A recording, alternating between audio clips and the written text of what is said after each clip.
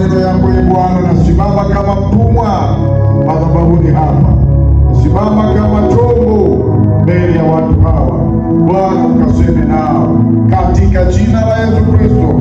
Sema na moyo mmoja mmoja, na damu yako Yesu ikapata kutufunika kwa jina la Yesu. Amen. Bwana asifiwe. Natamani niseme na wewe maneno ya Mungu ambayo Mungu alimpa nabii Isaya kuyasema. Isaya ni nabii ambaye alitabiri katika kipindi kile ambacho kabla Yesu hajafika. Yesu hajazaliwa, Isaya alianza kutabiri habari za Yesu Kristo, vile atakavyozaliwa na vile maisha yake yatakavyokuwa katika ulimwengu wa wakati ule. Na ulimwengu wa wakati ule ulipata maneno ya Isaya. Isaya alisema neno la Mungu kwa moyo wake, kwa kuwa Isaya alitabiri neno la Mungu akiwa amemwona Bwana, akiwa amekutana na Bwana. Kwanza Mungu alimuita kabla ya kumtokea. Mungu alimuita Isaya kabla ya kumtokea. Baada ya kumtokea Isaya alipata nguvu mpya tena.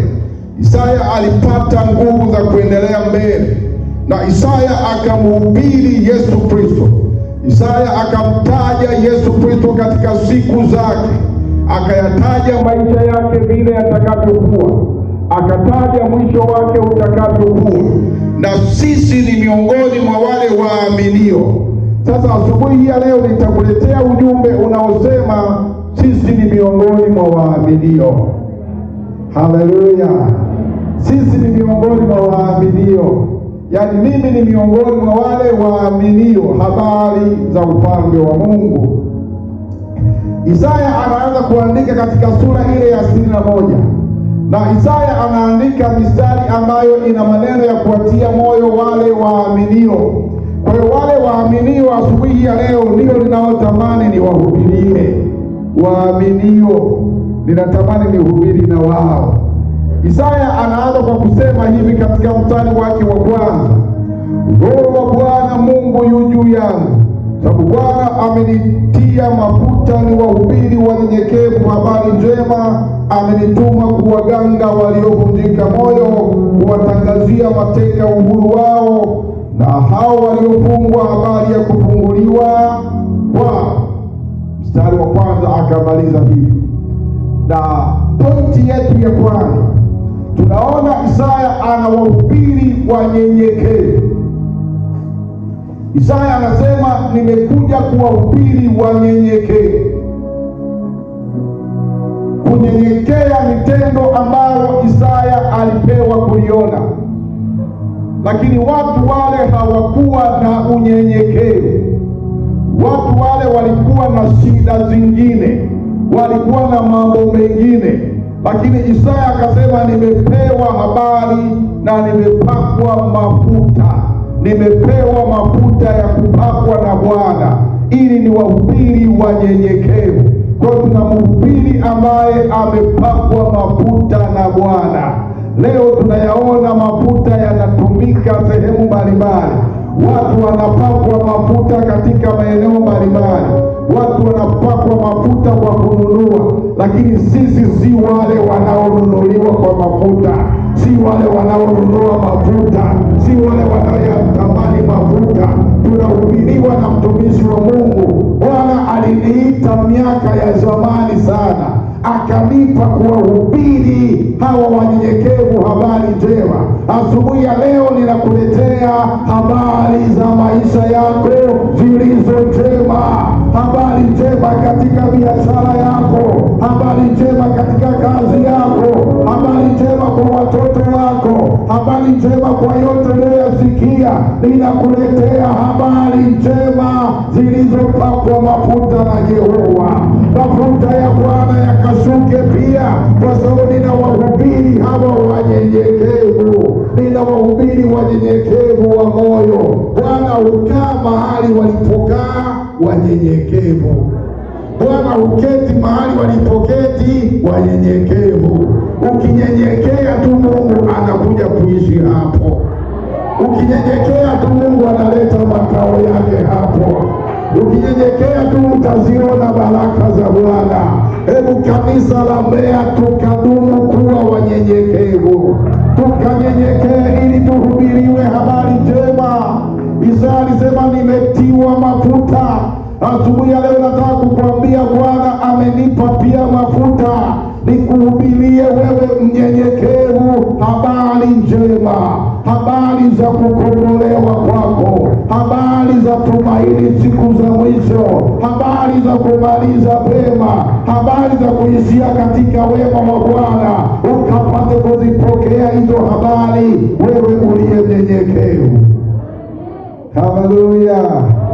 Isaya akawahubiri wanyenyekevu habari njema, na alikuwa akiwapa maneno ya Mungu. Akasema kwanza, ninatamani niwahubiri wanyenyekevu habari njema. Alafu akasema amenituma pia kuwaganga waliovunjika moyo. Mioyo yetu inavunjwa na maneno mengi, mioyo yetu inavunjwa na habari mbaya, mioyo yetu inavunjwa na habari tunazozipata, mioyo yetu inavunjika na mambo tofauti tunayoyasikia, mioyo yetu inavunjika na habari hizo. Lakini asubuhi ya leo, wewe uliyevunjika moyo, ukajitie nguvu katika Bwana, kwa sababu Bwana amekuja kukuganga. Tafsiri ya kukuganga ni kukuponya, tafsiri ya kukuganga ni kukuinua, tafsiri ya kukuganga ni kukuinua wewe uliyechoka. Mioyo yetu inawezekana imechoka, mioyo yetu inahitaji mganga. Yesu Kristo alikuja, na Yesu Kristo mioyo yao ilijengwa. Walipokutana Yesu Kristo mioyo yao iliponywa. Na sisi ndio wale ambao tulikutana na Yesu Kristo, akatudunga sindano za kuganga mioyo, akatudunga sindano za kuponya mioyo yetu. Ilikuwa na majeraha mioyo yetu, ilikuwa na shida mioyo yetu. Bwana tulipokutana na Yesu Kristo akatuganga ile mioyo, tukawa salama. Haleluya, haleluya. Yehova akaigange mioyo yetu iliyovunjika. Yehova akapite na kugusa mioyo iliyovunjika. Mioyo iliyovunjika ikagangwe na Yesu. Inawezekana moyo wako umeshuka, inawezekana moyo wako ulivunjika, lakini tunayo imani. Nimesema sisi ni miongoni mwa wale walio na imani ya kugangwa mioyo yetu. Haleluya. Mtumishi wa Mungu, ninatamani nikupe ushuhuda, muda ni kidogo sana, lakini mimi ni mmoja aliyegangwa na Yesu Kristo. Haleluya. Na ni mmoja niliyegangwa na Yesu Kristo, nikapakwa na mafuta kwa ajili ya Injili. Muda mfupi uliopita mimi nilikuwa mgonjwa, siwezi kusema. Nilikuwa mgonjwa, nimelala kitandani. Nilikuwa mgonjwa, sifungui macho. Nilikuwa mgonjwa, sielewi chochote. Moyo wangu ulikuwa umefika mahali, umekwisha kufikia hatua za mwisho. Nikafikia mwisho, nikawekwa hospitali. Kwa kifupi tu, pale hospitali nikatibiwa na madaktari.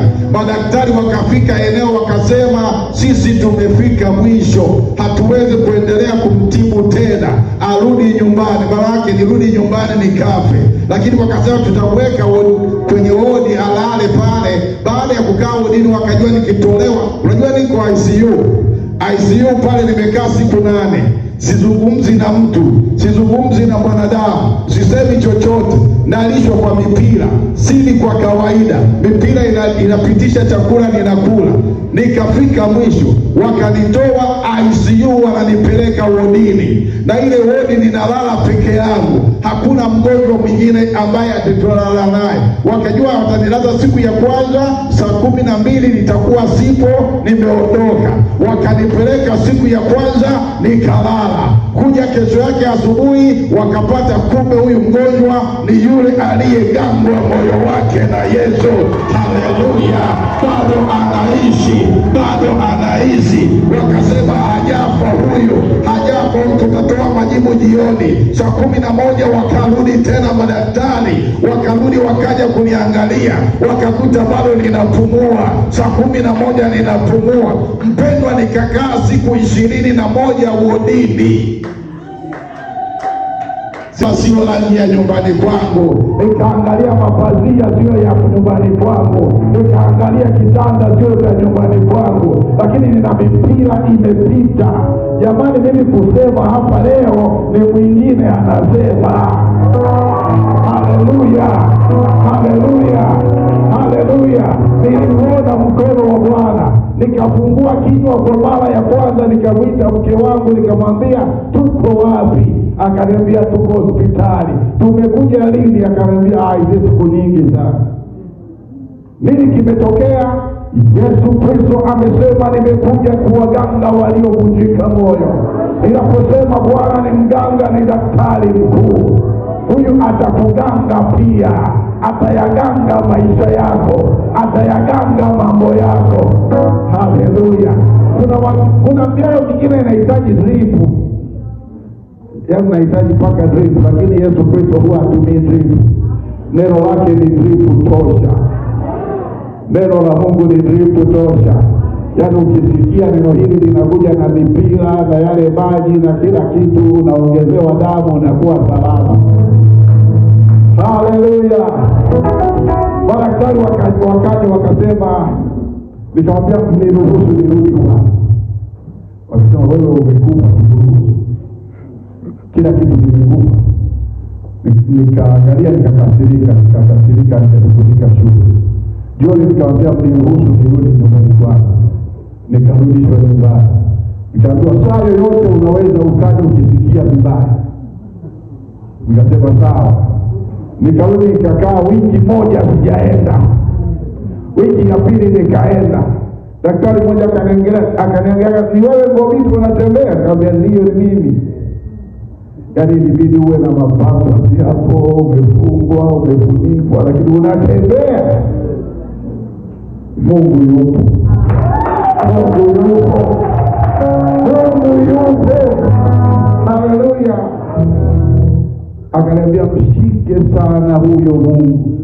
Nikasema mimi ni miongoni mwa wale waaminio. Haleluya.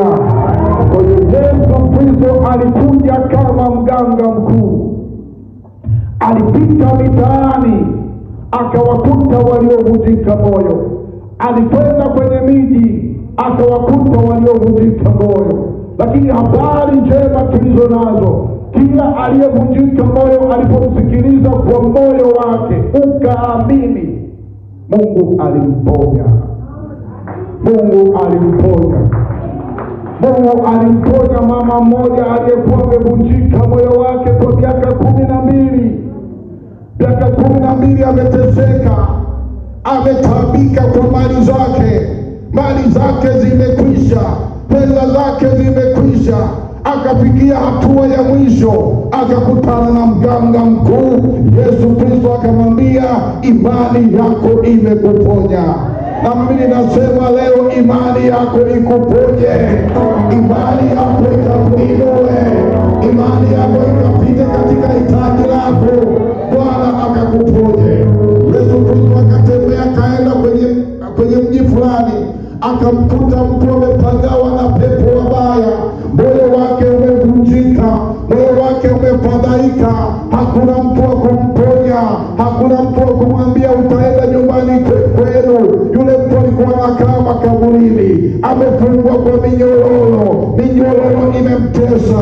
Minyororo ilikuwa ni kifungo chake ili asiwasumbue pale mjini. Lakini akakutana na mwanaume Yesu Kristo, akakutana na daktari Yesu Kristo akiteremka kwenda mji mwingine, na yule jamaa akamtokea. Alipomtokea Yesu akamwambia uwe mzima, moyo wake ukaponywa. Haleluya.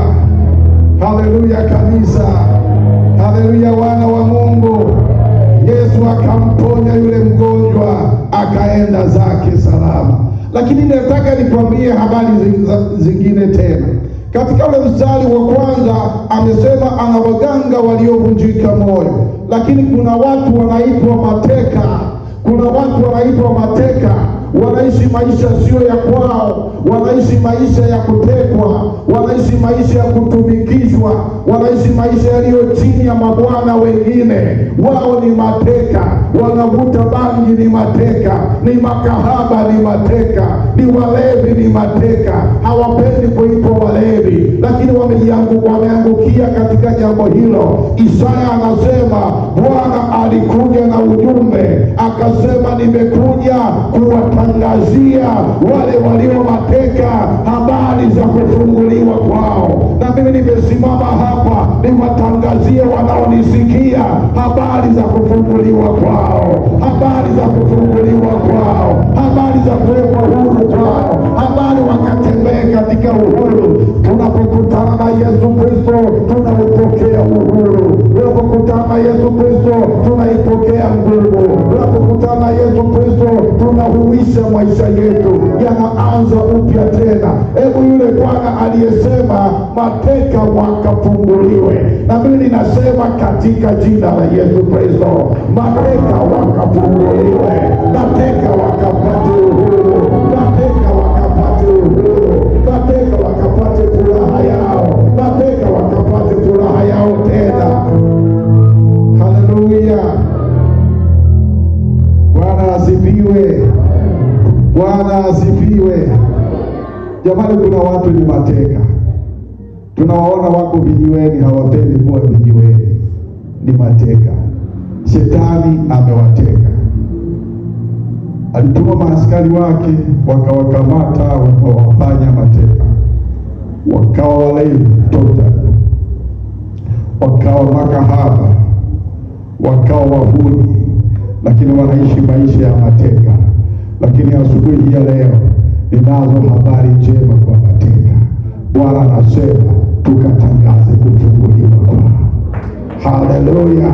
Tunatangaza kufunguliwa kwao, minyororo ikapate kuachilia. Wana minyororo ya kiroho, wale minyororo yao ikapate kuachilia, kamba zao zikapate kuachilia, wakafunguliwe, wapate uhuru katika Bwana. Biblia inasema tutakutana na Yesu, tutamfahamu Yesu, na tukikutana na Yesu jambo la kwanza tukutana na Yesu tutaupokea uhuru. Tuliokutana na Yesu Kristo tuliwahi kuona ule uhuru, na wao wakapate kuona uhuru. Bwana akawafungue. Haleluya, haleluya, haleluya.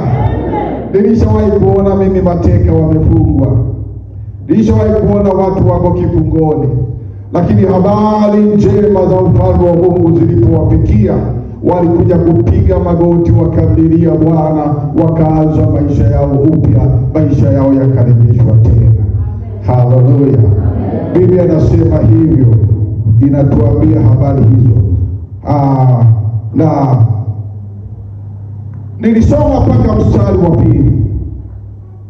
Mstari wa pili unamaliza kusema hivi: na hao waliofungwa, habari za kufunguliwa kwao. Hakuna kifungo kinachoweza kikakuachia bila kulipa gharama.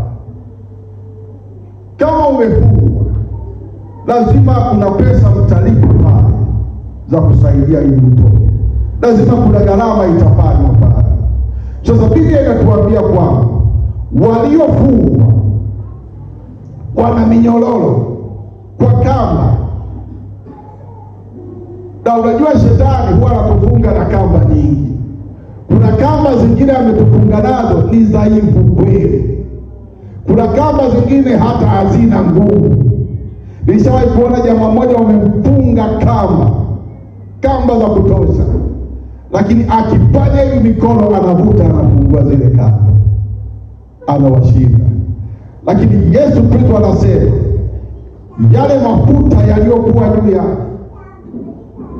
mafuta yaliyokuwa pamoja na yeye yalikuwa na nguvu ya kuwafungulia waliofungwa. Kila aliyefungwa Bwana akashuke na ile roho yake ya nguvu ya mafuta yake, Tunapokwa mafuta hatuambii tunaenda kuwa kina nani, hatuambii tunaenda kufanyia nini, hatuambii yale mafuta ya kazi gani. Kitupa kitaisha, nitanunua tena. Lakini mafuta haya hayaishi kabla hujapata uhuru. Mimi ni yule ambaye alifunguliwa kwa nguvu ya mafuta ya Roho Mtakatifu, sio mafuta ya kununua, sio mafuta ya kugawiwa.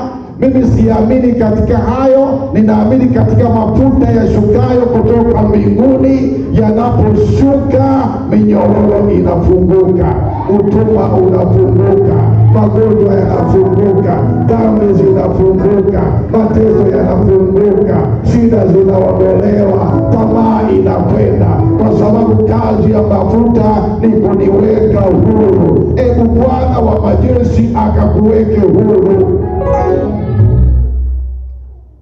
Nimesema Bwana wa majeshi akakuweke huru. Haleluya. Saa zangu zinanikimbia kweli. Acha niende tu pointi hizi haraka. Pointi namba mbili, ninaomba unisomee mstari wa pili haraka. Nisomee mstari wa pili kwa haraka. Amen. Isaya sura ya 61 na ule mstari wa 2. Naam. Kutangaza mwaka wa Bwana uliokubaliwa na siku ya kisasi. Lakini tutazungumza labda mawili tu peke yake. Kazi ya mafuta yaliyokuwa juu ya kichwa kile ambacho maandiko yanatuambia Bwana amenipaka mafuta. Roho ya Bwana juu yangu. Roho ya Bwana juu yangu. Amenitia mafuta. Kazi ya yale mafuta ni kutangaza mwaka wa Bwana uliokubalika. Haleluya. Miaka inakujaga tofauti. Kuna mwaka unaanza wanasema ni mwaka mbaya. Kuna mwaka unaanza wanasema mwaka huu ni wa neema sana, kwa sababu tuna mahindi ya kutosha, chakula kingi, hakuna njaa. Lakini magonjwa yapo, tunakubalije? Lakini taabu zipo, tunaukubalije huu mwaka? Watu wakisema ni mwaka mzuri, wamesema wao. Sisi kibibilia tuaminio, tuna maneno yetu. Kila siku iendayo kwa Bwana, nikiamka asubuhi, kwangu ni siku njema. Haleluya. Kila siku nikiamka alfajiri, kwangu ni siku njema. Na nimejifunza hivyo katika maisha yangu, ninaamini hivyo katika maisha yangu. Kila mwaka ambao ninauingia mimi, kwangu ni mwaka mwema. Nilipoingia mwaka 26 kwenda 25, kuna mapito magumu nilipita. Watu wakakata tamaa, watu wakavunjika moyo, watu wakapoteza tumaini juu yangu, lakini Bwana akarejesha tumaini la uzima wake ndani yangu tena. Kwa hiyo kwangu ninatangaza mwaka wa Bwana uliokubalika, na kutangazia mwaka wa biashara, na kutangazia mwaka wa kulima, na kutangazia mwaka wa kwenda shule, na kutangazia mwaka wa kufaulu chuo, na kutangazia mwaka wako uliokubalika. Simama ukatangaze mwaka wa Bwana. Wakati wengine watasema mambo ni magumu, sisi tutasema kwetu ni raha. Wakati wengine watasema mwaka huu chakula ni kingi, sisi tutasema neema ya Bwana imetufunika. Wakati wengine watasema jambo lolote lile, tutasema Bwana anatosha. Bwana akakupe kinywa cha kutangaza mwaka uliokubalika. Haleluya. Haleluya. Haleluya. Haleluya. Bwana asifiwe sana. Kwa tunatangaza mwaka tutaishi kwa kutangaza mwaka uliokubalika. Lakini jambo la pili, siku ya kulipa kisasi cha Mungu wetu. Mimi nina watu ninahitaji kuwalipia kisasi, ninao, lakini moyo wangu uligundua neno hili: sina sina uwezo wa kulipa kisasi. Yuko Mungu aliye na uwezo wa kulipa kisasi. Yupo Mungu aliye na uwezo wa kulipa. Jambo baya wamekutendea, unalichukua unalipeleka Kalvari kwa Yesu Kristo. Jambo baya umefanyiwa, unalichukua unalipeleka kwa Yesu Kristo. Jambo baya wamekunenea, unalichukua unalipeleka kwa Yesu Kristo. Kuna maneno mengine mabaya tunaambiwa, tunayasikia, lakini tunaweza kulipa kisasi, lakini hatuna huo muda wa kulipa kisasi. Kumlipa kisasi wetu ni Yesu Kristo. Mlipa kisasi wako ni Yesu Kristo. Anazo nguvu za kurudisha. Walirusha ngumi, yeye akarudisha ngumi pia. Walirusha teke, yeye atapiga teke pia. Ni Bwana anayelipa kisasi. Sisi tumekuwa watu wake, tumekuwa watoto wake, wana wa ufalme wake. Anayapigania maisha yako. Visasi vyote Bwana ukamwachie, atavilipa. Visasi vyote tuvipeleke kwa Bwana, atavilipa. Dunia imejawa na kisasi, lakini Wakristo hatukujawa na visasi, tumejawa na utu wema. Bwana asifiwe. Haya, nimalize kwa kusema hivi: kuwafariji wote waliao. Hapa tumepiwa, mzee amemaliza mwendo wake, na tunajua katika maisha yake namna alivyoishi. Huyu mzee mimi nimemfahamu tangu mwaka 96, tangu mwaka 96, 97, 98, 99 pale tukaja tukaachana. Lakini mzee aliyefanya mambo mengi sana kwangu, kusimama kwangu katika huduma. Huyu mzee ana mchango mkubwa, ana mchango mkubwa. Huwezi kujua wala huwezi kuamini. Mimi kwa mara ya kwanza nimeanza kuhubiri mkutano wa nje, nimehubiri hapa Iunga. Nimehubiri mkutano wa nje hapa. Na hubiri tunarudi nyumbani, ananiambia umefanya vizuri.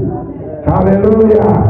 Naambia umesikiaje? Anasema imekuwa nzuri. Kumbe unaweza. Nikamwambia ninaweza. Yesu Kristo yuko ndani yangu, awezaye kufanya, awezaye kutenda, akanitia moyo. Jamani, juzi nikaja kumwona hapa, nikakuta amekuwa mzee sana. Nilipofika nikajitambulisha, nikamwambia mimi naitwa Daniel, ninatoka Dodoma. Akasema Daniel. Sikumbuki.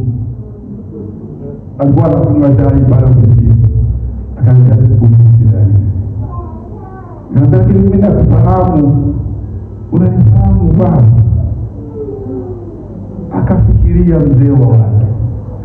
Mwisho wa yote akaja kujiambia sita kukumbuka kabisa. Amekaa kwenye kiti na mimi nimekaa kwenye kiti. Na niko na mchungaji mmoja, nikamwambia mimi ninaitwa Lami Kirelia Ngobito. Unajua, akainuka kwenye kiti chake, akainuka kwenye kiti chake, akaacha ile chai, akatoka pembeni, akaja kunikumbatia. Haleluya.